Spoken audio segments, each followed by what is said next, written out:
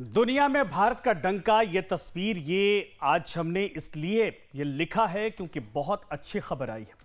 और अच्छी नहीं, बहुत अच्छी खबर इसको कह सकते हैं। एक ऐसी खबर जिस पर आज पूरे भारतवासियों को, संपूर्ण भारतवासियों को गर्व महसूस हो रहा है।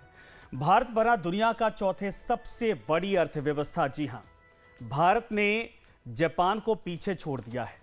और इतना ही नहीं, आर्थिक जानकारों की माने तो भारत 2028 तक, अब से 3-4 साल बाद, जर्मनी को भी पीछे छोड़कर तीसरे स्थान पर पहुंच सकता है। नीति आयोग के सीईओ BVR सुब्रमण्यम ने आज प्रेस कॉन्फ्रेंस में इसकी जानकारी दी। इंटरनेशनल मॉनेटरी फंड यानी IMF के आंकड़ों का हवाला देते हुए सुब्रमण्यम ने कहा कि हम चौथी सबसे बड़ी अर्थव्यवस्था बन चुके हैं। नीति आयोग के सीईओ ने कहा कि हम $4 ट्रिलियन की अर्थव्यवस्था हैं और हम जापान को पीछे छोड़ चुके हैं। अब केवल अमेरिका, चाइना और जर्मनी 3 नाम गिने चुने हैं जो भारत से आगे हैं। IMF की अप्रैल 2025 की वर्ल्ड इकोनॉमी आउटलुक रिपोर्ट के अनुसार भारत की नॉमिनल GDP $4,187 ट्रिलियन तक पहुंच गई है, जो जापान के अनुमानित GDP $4.186 ट्रिलियन से थोड़ा ज्यादा है। और IMF के अनुमानों के अनुसार आने वाले वर्षों में भारत जर्मनी को पछाड़कर दुनिया की तीसरी सबसे बड़ी अर्थव्यवस्था बन सकता है। 2027 तक भारत की अर्थव्यवस्था $5 ट्रिलियन के आंकड़ों को पार कर सकती है। IMF के मुताबिक 2025 में अमेरिका दुनिया की सबसे बड़ी अर्थव्यवस्था बना रहेगा, वहीं चीन दूसरी सबसे बड़ी अर्थव्यवस्था रहेगा। भारत की इस उपलब्धि का अंतर्राष्ट्रीय मंचों जैसे कि G20 और IMF में प्रभाव बढ़ेगा। इसके बाद भारत में FDI में और वृद्धि होने का अनुमान है और भारत की इस आर्थिक प्रगति का आपके और हमारे जीवन पर भी असर दिखेगा। भारत की बढ़ती अर्थव्यवस्था के चलते रोजगार के नए नए मौके पैदा होंगे और यह जाहिर सी बात है कि दुनिया की तीसरी अर्थव्यवस्था की तरफ अब धीरे धीरे हम अग्रसर होते जा रहे, चौथे बन चुके हैं। और ये हिंदुस्तान के दरवाजे दुनिया भर में और मजबूती से खुलने वाले हैं और दुनिया भर के व्यापारी और तमाम बड़ी कंपनियों के लिए भारत एक बार फिर से फेवरेट डेस्टिनेशन बन सकता है, क्योंकि भारत में व्यापार की भी क्षमता बहुत ज्यादा है और भारत की जो आर्थिक ग्रोथ है वो दुनिया को इस वक्त दुनिया को लोहा मनवाने के लिए अपने आप में ये आंकड़े बताते हैं। तो भारत के चौथे सबसे बड़ी अर्थव्यवस्था बनने पर क्या कुछ कहना है राजनीतिक दलों का, आपको वो भी सुनवाते हैं। बीजेपी, कांग्रेस और RJD की तरफ से प्रतिक्रियाएं सामने आई हैं। खुशखबरी आई है, भारत जापान को पछाड़कर चौथे नंबर की इकोनॉमी बन गई। जो सपना था कि तीसरे नंबर की इकोनॉमी बनेंगे वो जल्द पूरा होगा। भारत दुनिया में अब चौथे स्थान पे है। पूरी दुनिया भारत का लोहा मान रही है और ये सब प्रधानमंत्री नरेंद्र मोदी जी के नेतृत्व में हम चौथे नंबर पे पहुंच गए। जल्दी हम तीसरे नंबर की इकोनॉमी बन जाएंगे।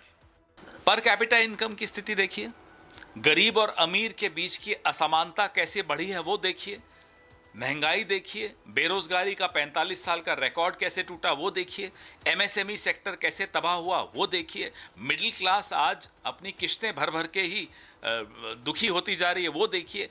ऐसे देखी जाती है। सिर्फ हेडलाइंस से और चमक धमक के प्रचार से नहीं अर्थव्यवस्था सुधरती।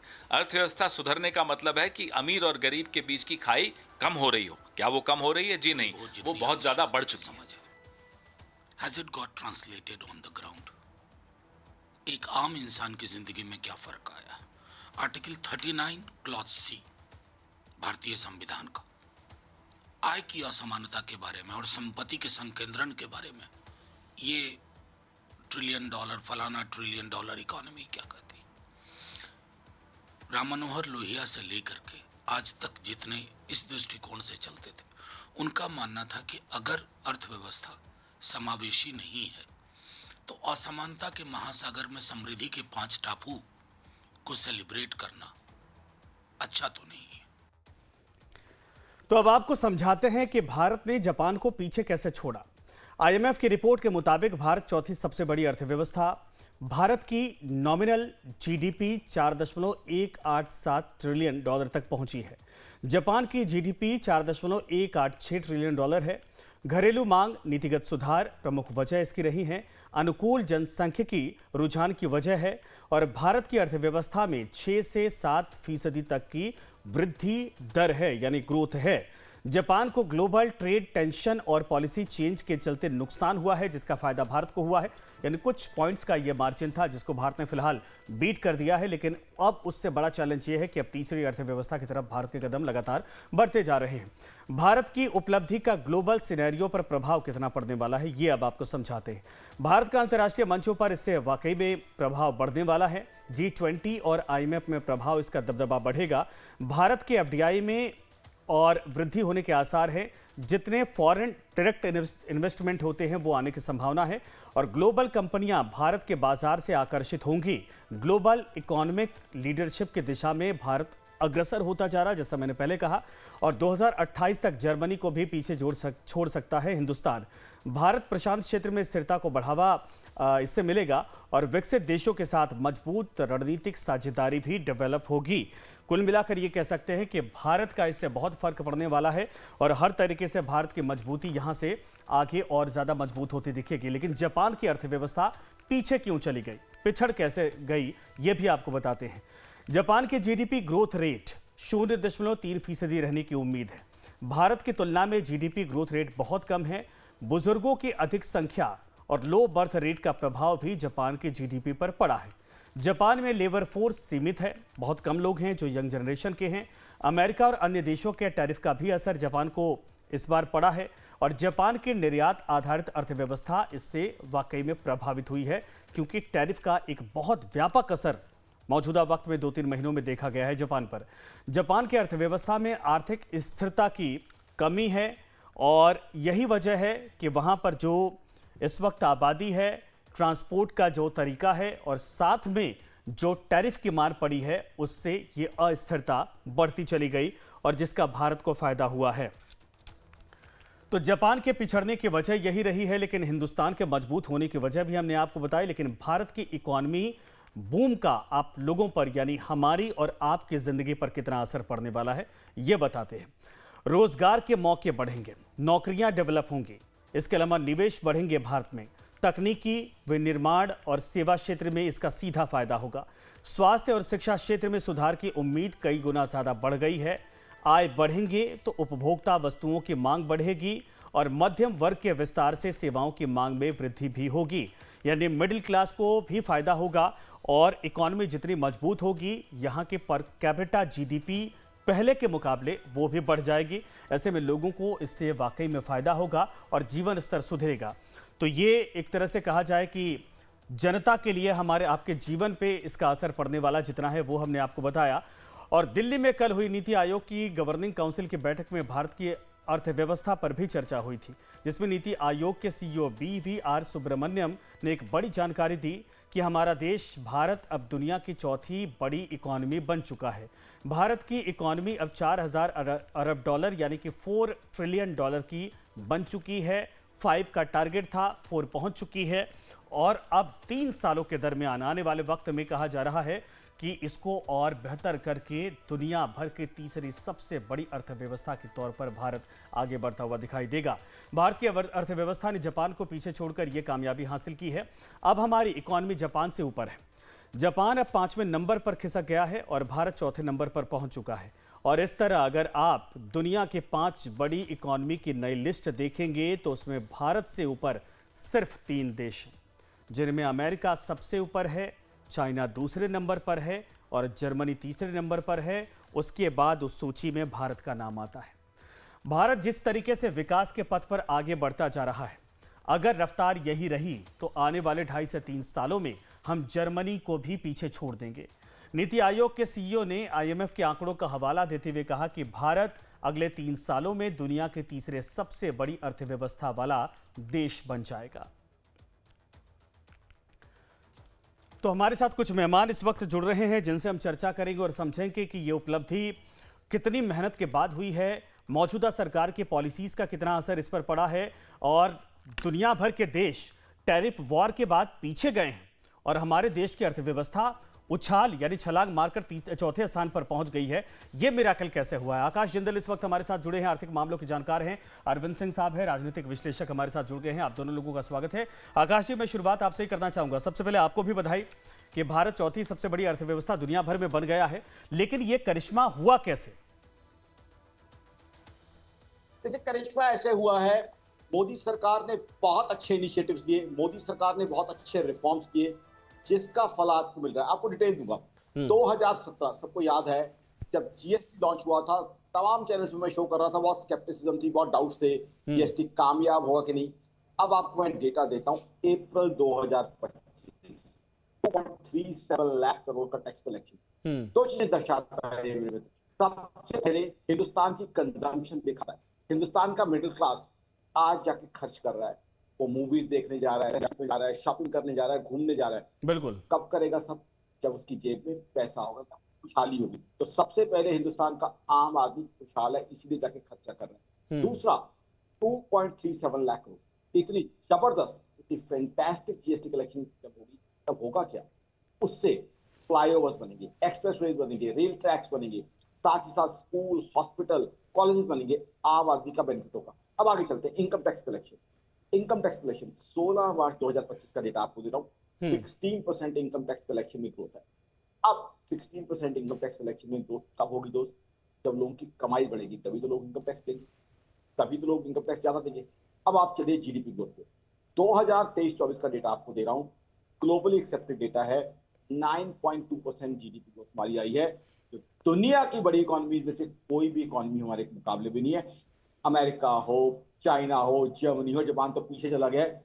तीनों जो इकोनॉमी हमसे बड़ी हैं, उनकी जीडीपी ग्रोथ बहुत हमसे पीछे है। तो हिंदुस्तान का डेटा दिखा रहा है हिंदुस्तान किस तरीके से चल रहा है। प्रधानमंत्री मोदी ने तो कई अच्छी चीजें की, मेक इन इंडिया, आत्मनिर्भर Bharat. Now today we are exporting defence equipment, today we are exporting huge quantity of mobile phone. इसके अलावा छोटी छोटी चीजें, मुद्रा लोन 50,000 1 लाख डॉलर, जो गांव में दूर दराज क्षेत्र में लोन बांटेंगे बिना कोलेटरल को। अब उस समय जब मैं विदेशी चैनलों पे शो किया करता था मुद्रा लोन को लेके, लोग हंसते थे कि आकाश इंदल, हाउ कैन यू से गोलगप्पे की रेडी जो है बिजनेस है। आज दुनिया मान रही है। एंटरप्रेन्योर जो गोलगप्पे की रेडी लगा रहा था, 4 लोगों को रोजगार दे रहा था अपने परिवार के, साथ ही साथ वैल्यू जनरेट कर रहा था। होता क्या है, जब विदेशी आके यहाँ पे कोई अपना पकवान बेचता है, हम हाथों हाथ देते हैं।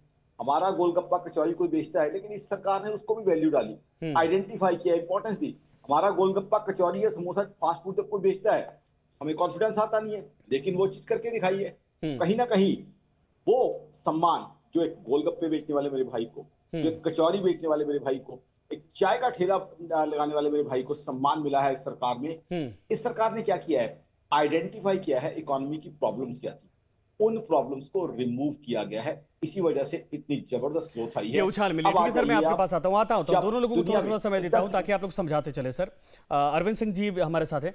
अरविंद जी, सरकार का जो पॉलिटिकल व्हील है वो आपको कैसा दिखाई देता है? जाहिर सी बात है कई झटके लगे। देखिए सर, जीएसटी जब आई थी, जैसा आकाश जी ने कहा, तब भी लग रहा था कि न जाने इसका कितना असर पड़ेगा, लेकिन जो कलेक्शन अब आना शुरू हुआ है वो साफ तौर पर दिखता है। नोटबंदी का विपक्ष ने बड़ा मुद्दा बनाया था कि इससे भारत की इकोनॉमी बहुत चौपट हो जाएगी। उसके बाद देश खड़ा होकर कहां से कहां पहुंच गया। इसके बाद दुनिया भर में जिस तरीके से देखा गया कोविड की मार पड़ी थी, भारत ने उसको भी चैलेंज किया और वहां से निकलकर अब चौथी सबसे बड़ी इकोनॉमी हम बन गए हैं। लेकिन सरकार की जो पॉलिसीज है वो कितना हिट कर रही है इन पॉइंट पर, और कैसे देश का लगातार विकास होता जा रहा है, ये राजनीतिक जो पॉलिटिकल व्हील जिसको कहा जाता है वो कितना मजबूत आपको दिखाई दे रहा है? देखिए, मैं 2 ही शब्द में बोलूंगा। इसके पीछे जो मुख्य कारण है वो दूरदर्शी और सुदृढ़ लीडरशिप है।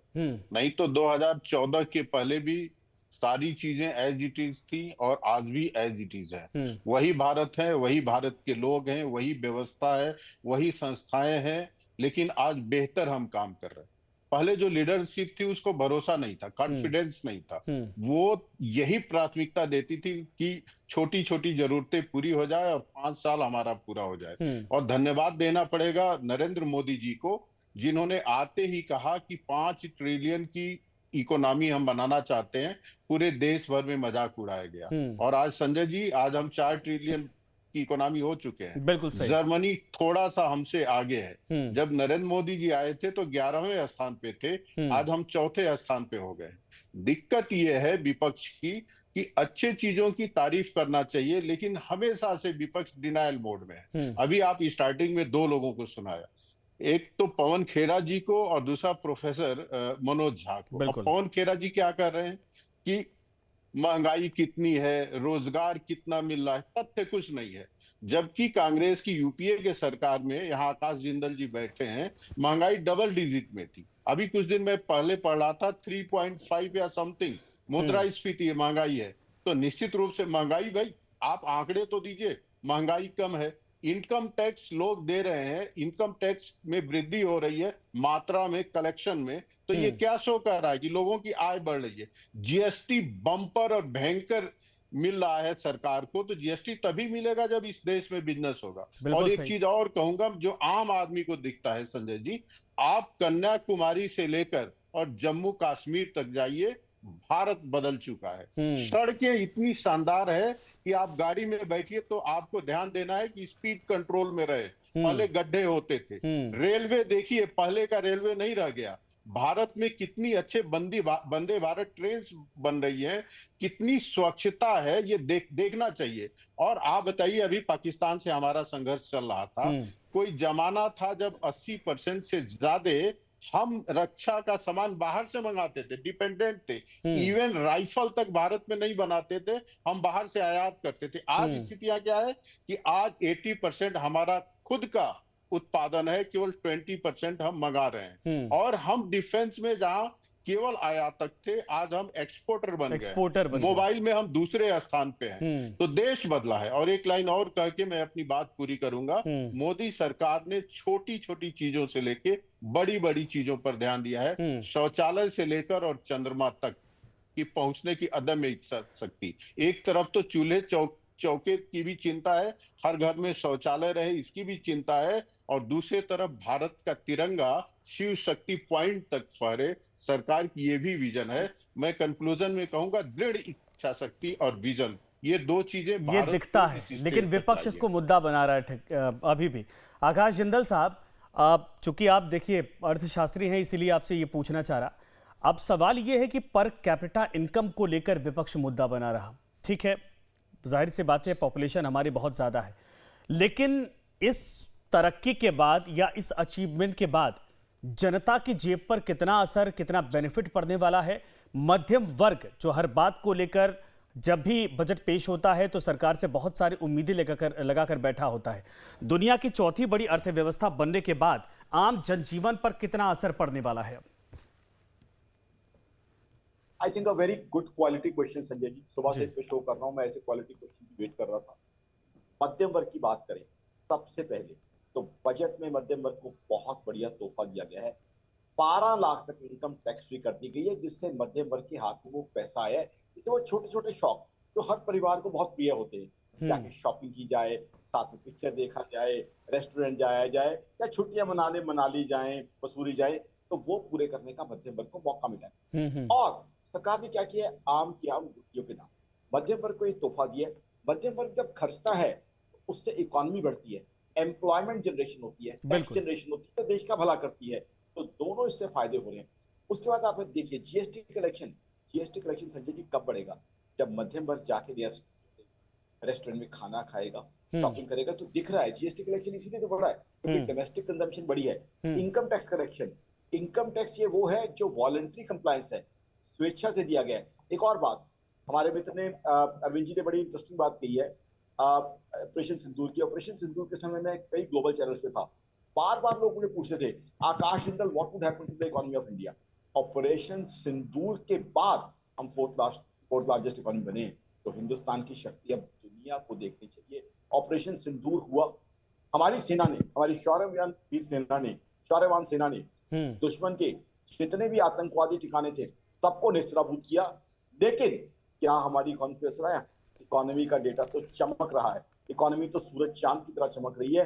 फोर्थ लार्जेस्ट इकोनॉमी उसके बाद बने हैं, जबकि वो भिखारियों का मिल्क आज 6-6 फुट उछल रहा है। इसलिए सर उसकी क्या चर्चा करनी, पाकिस्तान की जो खुद कटोरा लेकर पहुंचता है, लेकिन मुझे लगता है कि इस खुशखबरी के बाद तो वैसे भी जलने वाला है। अच्छा, मैं आपके पास आता हूँ। अभी आकाश जिंदल साहब कह रहे थे कि पाकिस्तान के लिए बड़ी, एक तरह से कहा जाए कि वो तो रोस्ट हो गया होगा, वो तो जल गया होगा, क्योंकि वो चैलेंज नकल करने की कोशिश कर रहा है, लेकिन ये नकल, इसके लिए अकल चाहिए होती है। आकाश जी, पाकिस्तानियों की आज मैं शक्ल देखना चाहूंगा, इनफैक्ट कि उनकी शक्ल पे जो है जिस तरह के 12 बजे हुए, 2 बजे 4 बजे हुए, वो लोग उछल रहे थे कि हमें आईएमएफ से लोन मिल गया है। उन लोगों को ये समझनी है कि लोन मिलने से और कर्ज के गहरे जो है जाल में घुसे, और आईएमएफ ने कहा क्या उनको अगली इंस्टॉलमेंट लोन की तब मिलेगी अगर अपने आप को सुधारोगे, अगर पैसे को मिस अप्रोप्रिएट नहीं करोगे। अगर आप इस तरीके से चलोगे, हिंदुस्तान से टेंशन बढ़ाओगे, तो आपकी इकोनॉमी का बंटाधार होगा। ये पाकिस्तान को बताया गया है। साथ में बताया गया है अपनी एनर्जी की प्राइसिंग करनी होगी, साथ में बताया होगा गैस प्राइसिंग करनी होगी, जो कि पाकिस्तान के स्ट्रक्चर को देखते पॉसिबल नहीं है। तो पाकिस्तान जो हमारे सामने डींगे हाँकता था वो गर्त में जा रहा है, और मेरा हिंदुस्तान, आपका हिंदुस्तान तरक्की करता जा रहा है। हमने आतंकवादियों को भी नेस्तनाबूद किया, लेकिन क्या इकोनॉमी फर्क आया? इकोनॉमी तो नए झंडे फहरा रही है। अब देखिए, हमने आपदा में भी अवसर तलाशा है, हम दुनिया को एक्सपोर्ट करने जा रहे हैं। देखिए, इस युद्ध के बाद भी एक हिंदुस्तान को फायदा हुआ कि हमारी जो स्वनिर्मित मिसाइलें हैं और जो एयर डिफेंस सिस्टम है उसको दुनिया अब डिमांड कर रही है, और पाकिस्तान ये सोच रहा है कि कहां से हमें भीख मिल जाए। ठीक है सर, मैं आपके पास दोबारा आता हूं, एक बार फिर से वो बयान सुनवा देते हैं नीति आयोग के सीईओ का। Already visible in the growth of India. We are the 4th largest economy as I speak. We are a $4 trillion economy as I speak. And this is not my data, this is IMF data. India today is larger than Japan.